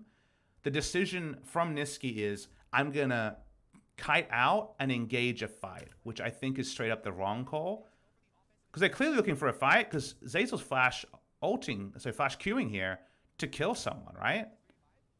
And they just kind of err into the one scenario where they could get ultra punished. Thank you very much to Pikachu for for donating 10 subs. You have donated an insane amount of subs so far, so thank you very much to all the new subs. No notifications, by the way, guys, because we are live in VOD review. So I guess just overall, I think you focus Olaf if you can focus Olaf. If you can't focus the other two people with flash up, you don't go for the Azir sec or the Streamer Shuffle play, and you just use the ultimate to keep people out. And it's just ended up being the worst of all worlds in this, because now they don't even pick up the Baron. And Golden Guardians can just siege. Like, the map states no longer is one lane pushing. No longer is Nico forcing Kennen to be super honest in the side lane. Like, Golden Guardians are finally getting to play their game where they can play down one lane with lethality Varus, and it is super obnoxious to deal with. You see Svenskeren trying to deal with wards, and then Froggen knows vision perfectly, out of vision, puts it down, almost gets a kill. You can't interrupt that that ability to go through. The burrowed, the tunnel play. Push down one lane. Very much a grouping comp from Golden Guardians. We don't see comps like this very much, but Golden Guardians comp doesn't 1-3-1. It doesn't 4-1. It just 5-man groups for sieges. But it's so obnoxious in a siege. Like, look at what Froggen's doing in these fights. For example, on this siege, I'll slow it down. Licorice walks up, trying to get a poke. He gets rooted down. Niski almost dies because Froggen's able to hit the Flash Frost.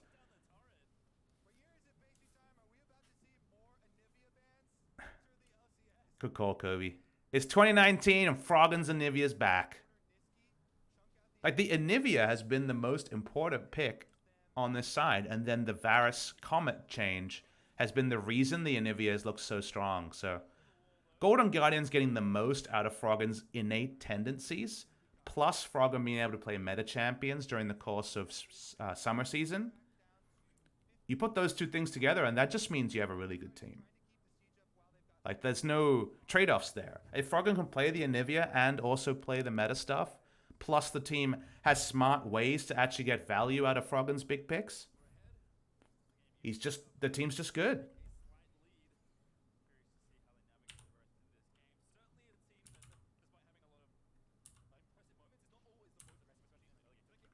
Still not a game-winning gold lead. And we do like C9's front-to-back team fighting better, because all Golden Guardians have is burst. They have almost no consistent damage in a fight. Already saw what TP flanks can do, and it's quite a lot on Licorice here to contest the battle. If Licorice ults and gets both Varus and Anivia, like, it's almost impossible for C9 to win a team fight. To not win a team fight. That's almost a team fight win guaranteed against Golden Guardians comp.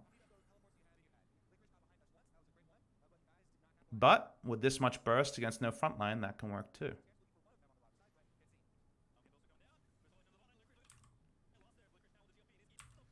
Let's go back here. How does this happen?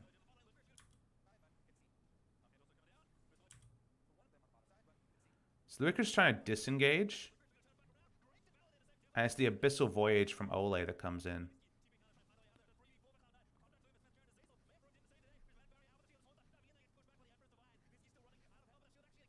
It's so hard for them to finish off a kill. So this works super well for C9 because... Sorry, for Golden Guardians, because C9 are actually super in a weird spot. Sneaky has teleport up, but he's nowhere near the fight. Azir teleports into it, and Sneaky tries to walk down. It's a really strange teamfight approach from Sneaky, because Sneaky's wave clearing with TP up. He needs to be front-to-back team fighting, because that's where Golden Guardians have an advantage. The consistent damage of an Azir and a Xayah is way higher than consistent damage of the enemy. And Froggen's not there either. And so you might be baited into thinking that Froggen and Xayah both not making it into the team fight might actually be advantage C9. But actually, the Xayah is the reason that C9 have a better team fighting comp, because she's going to be able to put out a lot of damage, and Golden Guardians only have Flash Slicing Maelstrom or an Olaf that's very squishy running at him in order to stop Sneaky from pushing out damage. So it's a very high damage expectation for Sneaky. And Froggen understands this too, because you watch how Froggen plays this fight. Froggen can walk in and be there first, but understands once again, if I'm ahead of the play and Sneaky doesn't get there, then suddenly Sneaky's not relevant. Sneaky's health bar is full. And then from one rotation, has to Feather Storm at 5 health. Holy crap. And I think this is once again the right read from Froggen. I think keeping Sneaky out of this fight will always be superior than Froggen also being at the fight. The thing that I kind of look at, though, is Sneaky starts here. Why doesn't he teleport when Azir does? Like, yes, the fight hasn't fully committed to at this point, but it's so obviously going to be an extended fight that him coming from this area, like, just consider Xayah just kept walking. Xayah would be, you know, kind of like here by now and eventually here. When is Xayah ever doing damage when all of Golden Guardians are in the way? Like, this fight from C9 is being fought in this direction, i.e. on this part of the map in the corner here. It is never being fought here. So I don't understand why Sneaky is walking down this way anyway. Like, I don't get the best case scenario of this. What does this do? Froggen sees him in a ward and makes the right call to cut him off. But if you're going to take TP to be getting better back timings in lane and also to be at team fights, you can't teleport onto an outer turret that dies and lose the game like Teddy, and you can't not use TP and walk here. Like, why did you take TP in the first place? So that's pretty bogus to me. I think that's a pretty big macro mistake from C9. Because now Sneaky just isn't in the fight, and you just lose.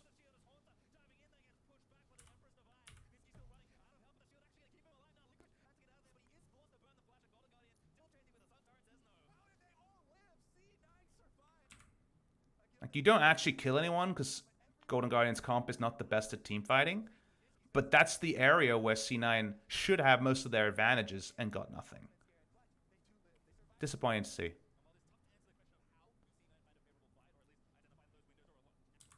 So what happens now? Picking up minion waves. Honsa has TP.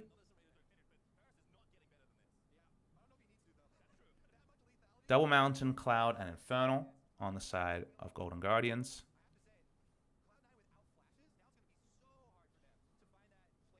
Good call from Kobe. The flashes being down and their lack of linear engage, all they have is a Licorice flank. Otherwise, they have no engage.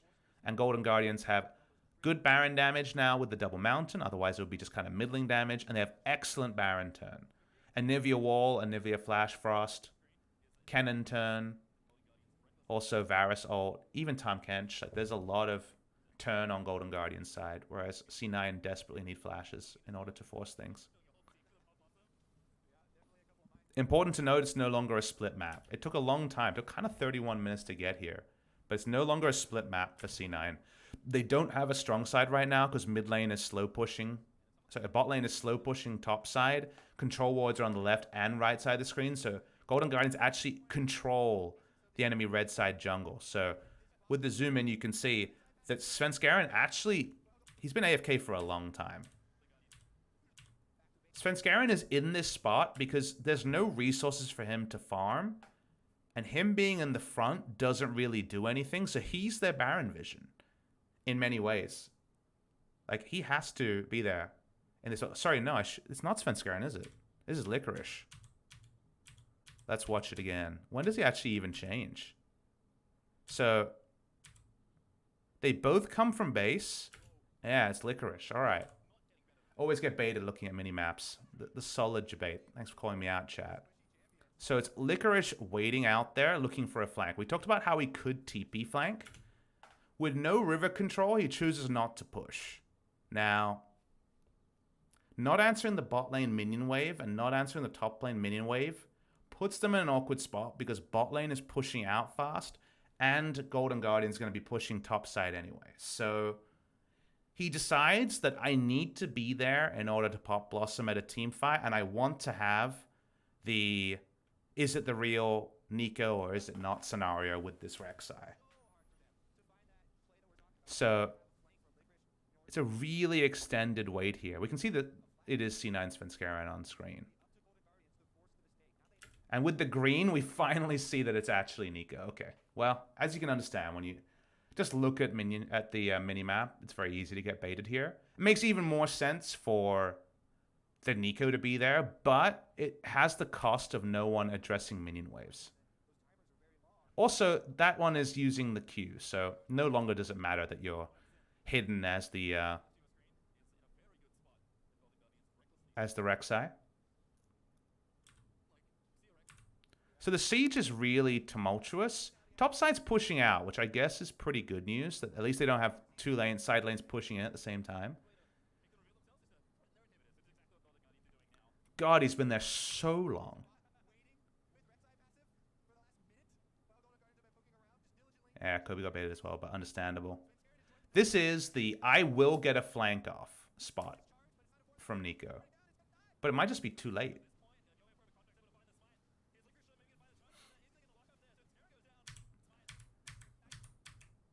So for the early parts of this, I have no problem with it because it's the sort of thing that's never going to be scouted out. And it's the sort of thing that you know you're going to be in spot for your flank even though you're not teleporting and you don't have flash. At the start of it's fine. But when do you renege? As I think most people renege when you see your Wraith wards being, Raptor wards being contested. But he stays there in this scenario for an even longer time.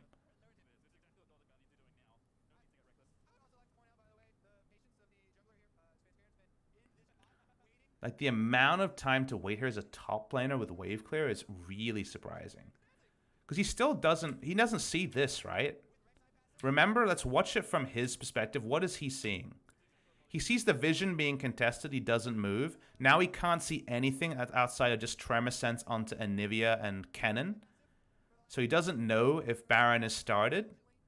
And then he just, I guess, misjudges how fast the Baron is going to fall. Because it's a duo Baron with the Varus not showing. And it ends up being just too tricky from Licorice. Where the play comes from, I think, is good. But I think the actual amount of time, and in the end, it kind of just looks sheepish. Because with that much time wasted, no minion wave was pressured.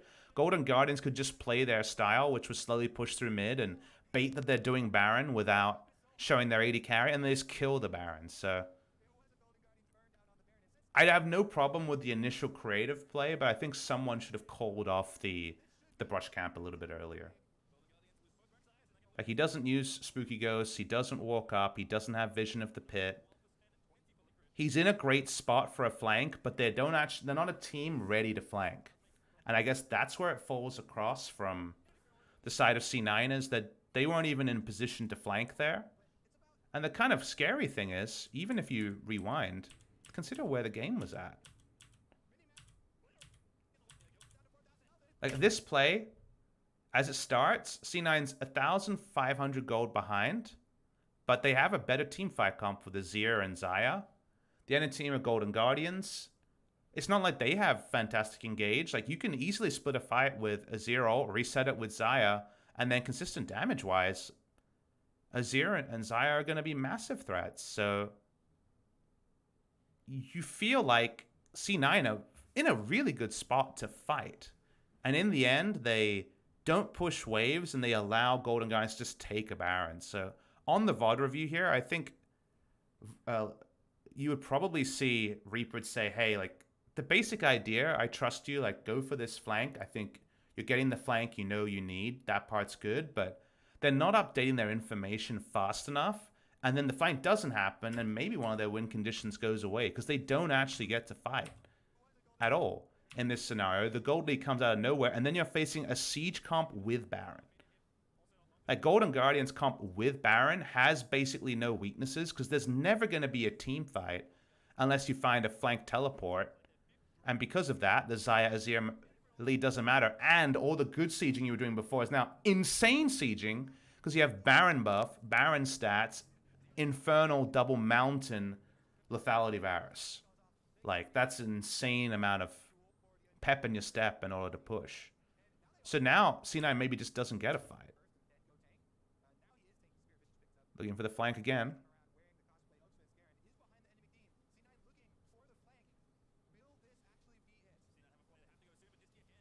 When do you go? Like, the fact that he's not... So I think you have to go now, right? How do you get a flank off against this team? Well, you get a flank off when there's no minion wave to spot you and you can go straight down the lane. So the way this goes, this camp, perfectly played so far, cancels his back. He's like, yep, I'm going to go for a flank, get everyone in position. Surely you have to move now, because the next minion wave is 10 seconds away. The fact that he hasn't moved when the next minion wave is going to spot him. What are we doing, Licorice?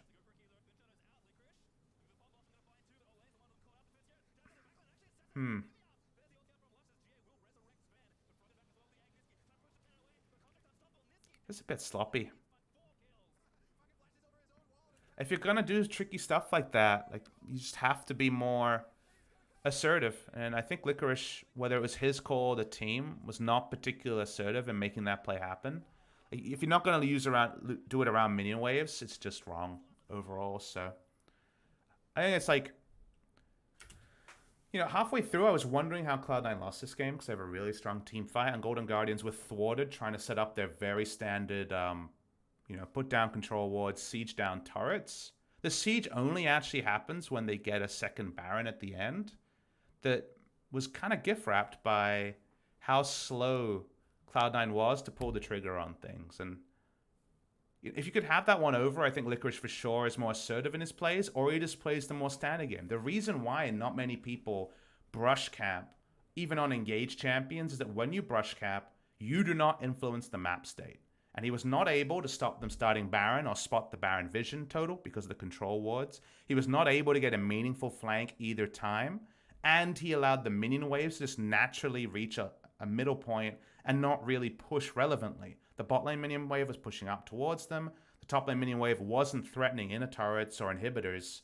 So if the lane state is the same and the game state is the same because the enemy is able to take Baron, then actually you're not influencing the game. And sadly for Licorice, that was the duality of the brush plays. They smack of desperation. And if you're 10,000 gold behind and either you 5-man wombo or lose, it's worth it. Doesn't matter that you wasted your time. When you're 1,000 gold behind and have Azir Xayah teamfights, the only thing working against you is map control around Baron is not yours, then it's wrong. Like there needs to be a much more active, robust setup around those objectives rather than a desperation play when it wasn't a desperate game for C9. So I think C9 have a lot of question marks with how they approach. For the side of Golden Guardians, like this is a team that they're doing the little things well. I like their decision to go Comet Varus. It made the Anivia pick make a lot of sense. I think their overall 5-man team made a lot of sense. I think their tendencies were correct in that they were looking to ward their flanks and get to mid lane turret, in that they were splitting the map and getting the Comet Varus Tahm Kench lane at guaranteed level 2. Both those things I really like. And then the little things around that also, and so those, and you could argue those are the big things. The little things I'm kind of pushing towards is they had a plan around something they know that one of their superstar players can play. They know that Froggen can play Anivia, and they know that Anivia comps are more complicated than they were in the past. The permanent stall days are gone. Baron buff minions started that. Banner Command in previous metas, before that was removed from the game, did that. 5v5 team fights and the ability to shrug off damage from someone like an Anivia made that happen. Instead, a burst comp that sieges well around Anivia, like Anivia Varus, is a very astute way to use something that Froggen is really good at. And they were doing the right thing in how they played it out. Like, this was not ultra late game Golden Guardians from spring that by the end was decent, but was clearly never going to be a contender. The Golden Guardians are trying some different things in terms of Froggen's champion pool and not just playing upon the worst tendencies of their players. They're embracing the best tendencies. So really cool to see Golden Guardians actually play well. Again, I think Cloud9 gave them too much rope at the end, and in the end, Cloud9 hung themselves with how much rope they gave around the Baron. But that doesn't mean that Golden Guardians were fortunate. I think Golden Guardians played their side well. Froggen had some unbelievable individual moments in this game. They're not quite as highlight reel as Bjergsen's Akali in the comeback against Cloud9 in the semifinal of LCS Spring. But they were that early ghost and also the wherewithal to cut off the Xayah rather than enter the fight. Both of those were adaptive calls based on the enemy's movement, and both of them were expertly done by Froggen. So cool game by Golden Guardians. I think they come away with their heads held high, and even just watching that game closely, now I look at every Golden Guardians fixture against a team I'm interested in, and I'm more excited than Golden Guardians. I'm more excited to watch it because Golden Guardians are in it, which I think is a vote of confidence for Golden Guardians overall. Anyways, guys, that'll be my first review. That's my LCS review of the week. It was all LCS last week, just one game today. Want to go through Golden Guardians in their matchup against Cloud9. Going to take a short break, eat a bit of food, and come back with our LCK review. We're going to have LCK Sandbox versus Kingzone game number 1 and show you guys a good Korean team because everyone's lulled about all the bad ones. And then we finish off the stream with Origin G2, which is one of the best regular season games we've seen in a long time. So with those two, I hope you guys want to join me for future games where I answer a couple of questions and then go over the second series of the day soon. So thank you for watching game number 1. Going to play some ads, drink some water, and come back with game number 2 very shortly. Thank you for watching.